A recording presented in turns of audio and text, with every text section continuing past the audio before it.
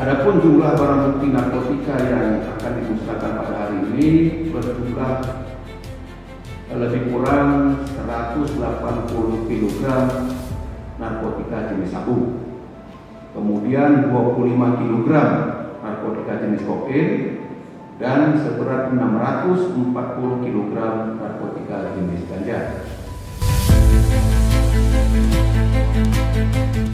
Pada tahun 2024, Polda Aceh dan Polres Jajaran berhasil mengungkap kasus sebanyak 1.113 kasus dengan jumlah tersangka 1.572 orang.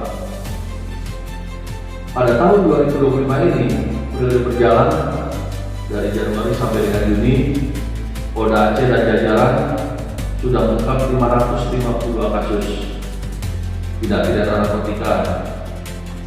Kemudian dengan jumlah tersangka sebanyak 805 orang. Jumlah kasus yang diungkap dan jumlah tersangka yang ditangkap bukan suatu hal yang patut untuk kita banggakan.